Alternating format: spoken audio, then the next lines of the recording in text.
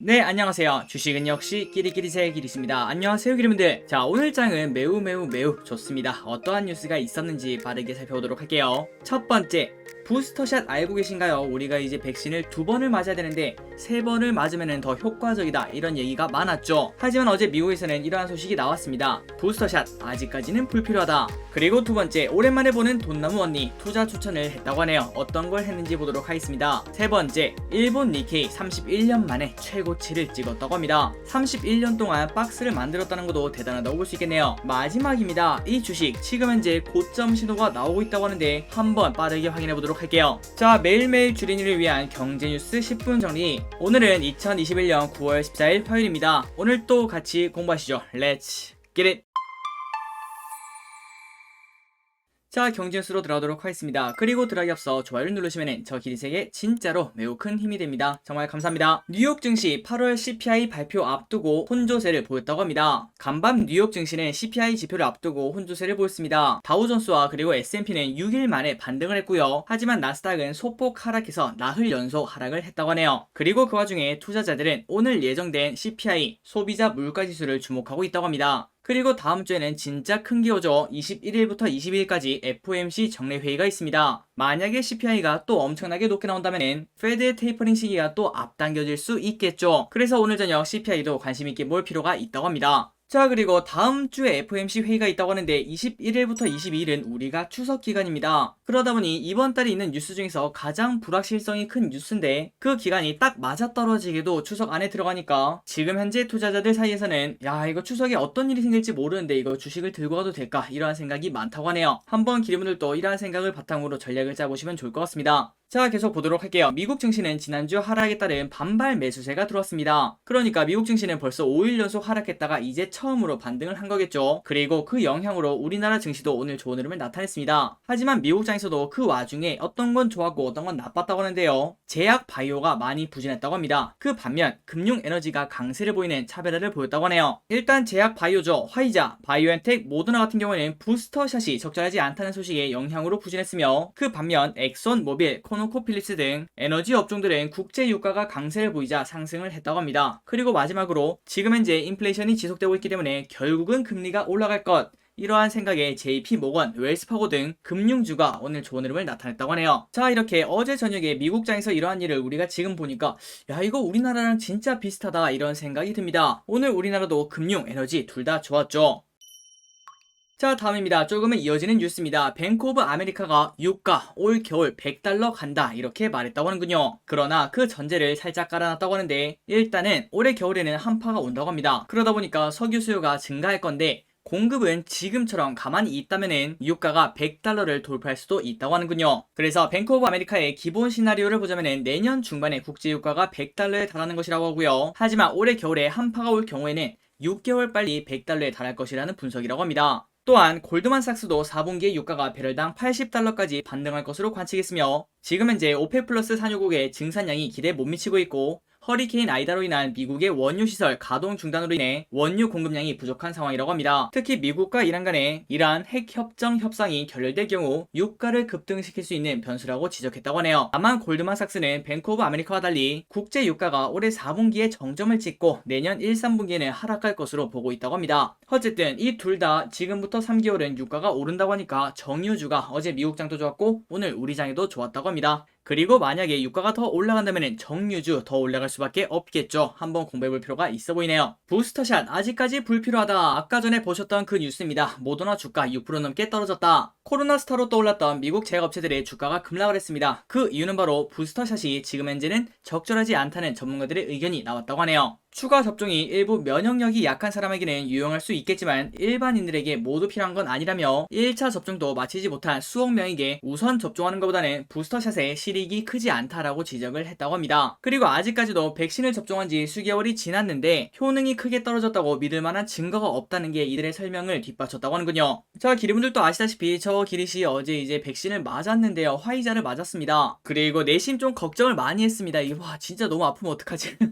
그런 생각을 했는데 일단 지금 느끼는 거는 뭐 중간중간에 기분 탓인진 모르겠지만 두통이라든지 식은땀이라든지 그리고 관절이 살짝 아픈 그러한 느낌도 받았습니다. 하지만 지금 이제 이제 다 괜찮고요. 다만 주사를 맞은 왼쪽 팔이 진짜 망치로 한 대 맞 그런 느낌을 받습니다. 그래서 주변 친구들에게 많이 물어봤는데 1차보다 2차가 훨씬 더 아프다고 하더라고요. 그런데 갑자기 궁금했습니다.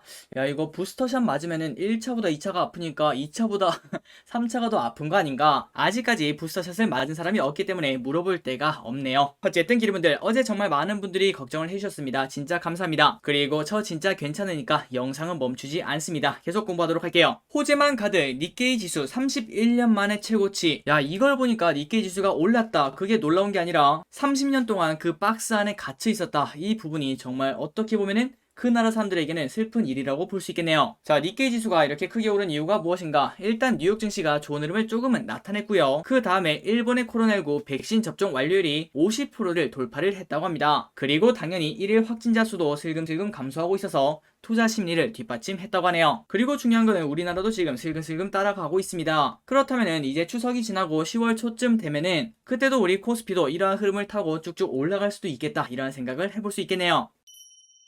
자, 아마도 다들 알고 계실 부분이라고 생각합니다. 중국발 리스크에 움츠러든 게임, 엔터, 화장품. 한번 어떠한 이유 때문에 이렇게 떨어졌는지 그냥 쓱 보고 넘어가도록 할게요. 중국 진출 기대감이 컸던 검은 사막 모바일 개발사 펄어비스는 이달 들어서 14%나 하락했다고 합니다. 최근 중국이 게임 업체들을 소집해 미성년자 게임 규정을 철저히 준수할 것을 요구하는 등 게임 산업에 대한 규제 강화를 시사하면서 불확실성이 커졌기 때문이다. 그리고 중국 당국이 당분간 신규 판호 발급 중단 방침을 밝힌 것도 악재로 작용했다고 하네요. 아마도 지금 많은 기류분들이 규제의 힘이라고 해야 될까요? 그거를 많이 느끼고 계실 거라고 생각합니다. 카카오, 네이버 진짜 속절없이 떨어지고 있죠. 다음으로 중국발 규제 리스크는 국내 엔터주에도 영향을 미쳤습니다. 이달 들어 하이브 마이너스 8%, SM 마이너스 8%, JYP 마이너스 7%, YG 마이너스 12% 등 엄청나게 많이 떨어졌는데요. 일단 우리가 생각을 해봤을 때, 야, 근데 그동안 많이 올랐잖아, 그런 생각도 충분히 해볼 수 있겠지만 하락의 트리거는 중국발 규제 리스크라고 생각해도 될 것 같습니다. 자, 중국 방송 규제 기관에서 건전한 팬덤 문화 조성을 명목으로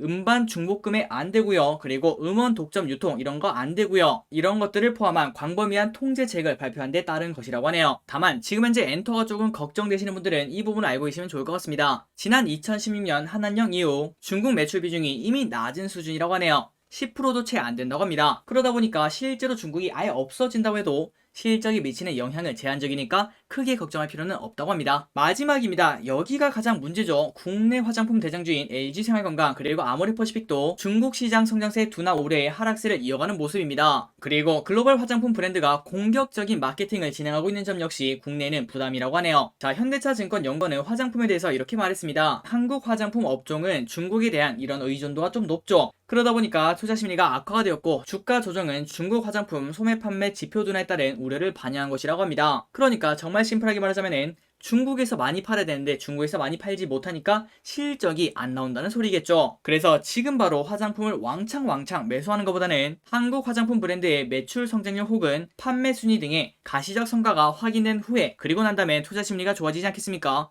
그때 매수를 하는 게 좋다라고 합니다. 그리고 개인적인 생각을 하나만 첨언하자면은 이 화장품에 위드 코로나 모멘텀이 붙어서 같이 올라갈 수도 있지 않을까, 이런 생각은 조금은 해볼 수 있겠네요. 어쨌든 이러한 투자 전략을 생각해볼 수 있겠지만 가장 중요한 거는 실적이 나오는지 일단 체크를 해야 된다고 합니다. 자, 차트를 간단하게 보고 넘어가도록 하겠습니다. 아모레퍼시픽 최근 들어서 크게 떨어지고 이제 슬금슬금 바닥을 다지나, 이러한 생각을 해볼 수 있겠죠. 하지만 누가 봐도 아직까지는 야, 이거 계속 떨어지는 칼라라니까 이러한 고민을 해볼 수 있을 것 같습니다. 그 다음에 하이브 최근 들어 많이 떨어졌습니다. 하지만 오늘 위드 코로나 그런 얘기가 나오면서 꽤나 의미있게 7% 정도 상승이 나오고 있습니다. 과연 여기서 쭉쭉 더 올라갈 수 있을지 최근 들어 많이 떨어진 엔터주도 공부해볼 필요가 있겠네요. 자, 기름분들, LG생활건강을 사고 싶은데 못 사시는 분들도 많으셨을 거라고 생각합니다. 야, 이거 사면은 진짜 뭐 몇 개 사면 끝이야, 이러한 분들이 정말 많으실 것 같은데요. 그 이유는 바로 100만원이 넘기 때문이죠. 하지만 이제부터는 그러한 걱정을 할 필요가 없다고 합니다. 바로 소수점 거래가 이제는 가능해진다고 합니다. 자, 기사를 보도록 할게요. 소수점 거래 때문에 주식 투자 트렌드 바뀔까? 최대 수의 증권사는 어디일까? 국내 주식에 대한 소수 단위 매매가 가능해지면서 증권사들의 관련 사업 준비에 바쁜 모양새라고 합니다. 특히 그동안 소수점 매매에 관심을 보여온 빅테크 증권사들이 이번 제도와 관련한 서비스 추진이 본격화될 전망이라고 합니다. 그리고 이 빅테크 증권사가 딱 두 개죠. 카카오페이 증권 그리고 토스증권. 이들은 이미 MTS를 만들 때부터 소수점 매매를 할 수 있는 기술적 분석을 완료한 것으로 나타났다고 합니다. 그래서 카카오페이는 이렇게 말했습니다. 금융 위에 국내외 주식 소수점 거래 허용안을 매우 환영한다며 주식 소수점 거래를 위한 절차를 조속히 진행해 연내 MTS 출시에 맞춰 편리하고 안전한 소액 투자 서비스를 제공하도록 노력을 한다고 합니다. 다음으로 토스증권도 하반기 해외 주식 거래 서비스를 런칭하고 소수점 매매도 순차적으로 제공할 방침이라고 합니다. 특히 토스증권은 주요 고객층이 2030 세대인 만큼 국내외 소수점 매매 도입 시 가장 많은 수혜를 입을 증권사로 꼽히고 있다고 합니다. 자, 이 뉴스는 정말 중요합니다. 저 기리씨 가장 많이 보는 게 바로 이거라고 볼 수 있겠죠. 대주주 매수 혹은 매도. 그런데 주가 고점 신호, 대주주 매도 소식이 나왔다고 하네요. 그 기업은 바로 골프존이라고 합니다. 자, 골프존 올해 초부터 지금까지 2배 가까이, 아니 2배 넘게 올랐네요. 그런데 최근 들어 김원일 골프존 전 대표가 매각에 나섰다고 합니다. 기록적인 골프 호황에 올해 급등세를 보인 골프존 주식을 김원일 전 골프존 대표가 수차례에 걸쳐서 지분을 매도했다고 합니다. 그래서 올해만 벌써 530억을 매도를 했다고 하네요. 그래서 이러한 소식 때문에 골프존의 주가가 단기 고점에 달한 것 아니냐, 이러한 분석이 나온다고 합니다. 국내 스크린 골프 1위 업체인 골프존 주가는 올해에만 105%나 상승했는데요. 지난 2015년 이후 최고치를 연일 갱신하고 있습니다. 하지만 최근 들어 2배나 올랐기 때문에 이제 슬슬 필요하긴 하다, 이러한 생각은 해볼 수 있겠죠. 그리고 그 와중에 그 회사에 대해서 가장 잘 아는 골프존 전 대표가 이렇게 매도를 했으니까 주가가 이제는 단기 고점에 좀 도달한 거 아닌가, 이러한 생각이 있다고 합니다. 한번 기름들 중에서 골프존에 조금 관련이 있으시다면은 이 부분을 한번 따져보시면 좋을 것 같습니다. 하지만 기름분들 그거는 절대 잊지 마시기 바랍니다. 무조건 100%는 없습니다. 대주주가 매도했다고 주가가 무조건 떨어지는 것도 아니고요. 대주주가 매수했다고 무조건 오르는 것도 아니겠죠. 자, 기름분들 캠핑 좋아하시나요? 그렇다면 스노피크라는 그러한 브랜드 알고 계신가요? 아마도 캠핑을 좋아하시는 기름분들은 다들 알고 계실 거라고 생각하는데 이 스노피크가 시총이 1조 원이 된다고 합니다. 한번 어떠한 브랜드인지 정말 빠르게 살펴보도록 할게요. 스노피크는 캠핑 애호가들 사이에서 최고 명품 브랜드로 통합니다. 스노피크를 이렇게 대표하는 제품이 있다고 하는데 바로 대형 텐트 랜드록은 본체와 기본 장비의 가격이 27만엔 약 285만원이라고 하는군요. 그리고 스테디셀러인 화롯대는 27,280엔, 그러니까 한 28만원 정도 되는 거네요. 그리고 커피 주전자는 무려 13만원. 그 정도가 넘는다고 합니다. 항상 우리가 어떠한 민족이겠습니까? 장비빨의 민족 아니겠습니까? 그래서 장비에 과감하게 투자하는데, 하지만 그런 우리나라 캠핑 애호가들도 손이 덜덜 떨리는 가격이라고 한숨을 쉰다고 하네요. 하지만 중요한 게 있습니다. 그런데도 불구하고 없어서 못 파는 게 스노피크 제품이라고 합니다. 지금 바로 온라인숍을 확인해도 태반은 재고가 없다고 하네요. 그리고 스노피크 지금 현재 주가도 엄청나게 올라가고 있다고 합니다. 이 차트는 최근 1년간 차트인데 그동안 벌써 2.5배나 오르는 걸 우리가 쉽게 확인할 수 있죠. 자, 이렇게 오른 이유가 무엇인가? 바로 우리 작년에 그때 이런 얘기를 많이 했습니다. 코로나19로 모두가 피해를 보고 있는데 그 와중에 수혜를 보는 게 있다. 바로 그때가 진단키트, 그 다음에 캠핑, 그리고 골프, 이런 것들을 꼽았었죠. 그 중에 하나인 캠핑이다 보니까 이렇게 스노피크가 쭉쭉 사상 최고치를 이어가고 있다고 합니다. 그리고 코로나19 확산 이후 처음 캠핑을 해보려는 사람들이 많이 늘어났다고 하네요. 그러다 보니까 입문자용 상품의 판매가 호조세를 보여줬다고 합니다. 자, 다음입니다. 앞으로 주목할 것은 이것, 돈나무 언니 캐시우드의 선택. 뭔가 사진이 너무 크게 있어서 깜짝 놀라신 분도 계실 것 같아요. 자, 오랜만에 이런 뉴스가 나왔길래 캐시우드 언니가 또 어떤 새로운 걸 말해줄까, 그걸 봤더니 캐시우드 아크인베스트 CEO가 비트코인이랑 테슬라에 주목하라고 밝혀 화제라고 합니다.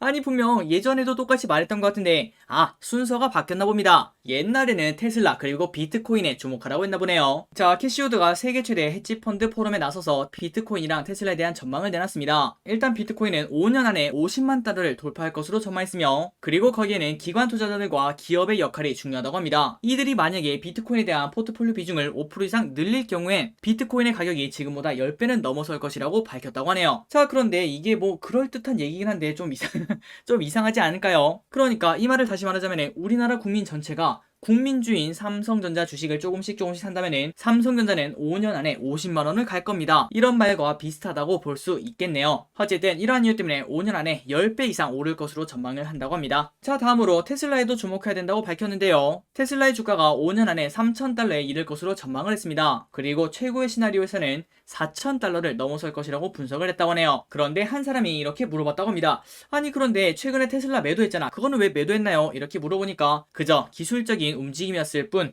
이렇게 말을 했다고 합니다. 자, 오랜만에 테슬라 얘기를 들으니까 마침 관련된 뉴스가 있더라고요. 일론 머스크 한마디에 4000% 상승한 시바 플로키 코인. 욕 아닙니다. 자, 아래 보시면은 일론 머스크가 직접 키우는 개인 것 같네요. 그런데 이 개의 이름이 플로키라고 합니다. 자, 그런데 아직까지 이해가 안 갈 수 있을 것 같아요. 자, 이게 무슨 소린가 그걸 봤더니, 자, 코인 중에서 도지코인 많이 들어보셨죠? 그런데 그 라이벌 코인이 있는데 바로 시바 플로키라고 합니다. 그런데 일론 머스크는 자신의 트위터에 시바견 사진과 함께 플로키가 왔다 이렇게 말을 한 거죠. 그러니까 일론 머스크가 시바 플로키를 언급하자 알트코인에 실제로 있는 시바 플로키가 4000%나 급등을 했다고 합니다. 아니, 이거는 급등이 아니겠죠. 폭등을 했다고 합니다. 자, 이걸 보니까 저 기릿은 아직까지도 코인을 투자하고 있지 않습니다. 그런데 개인적으로 야, 이거 개 이름 들어간 거는 다 하나씩 사놓으면 좋은 좋은 일이 있지 않을까 이런 생각을 해볼 수 있겠네요. 그리고 일론 머스크가 강아지를 좋아하는 것 같은데 고양이는 좋아하지 않는가 그런 것도 한번 궁금해졌습니다.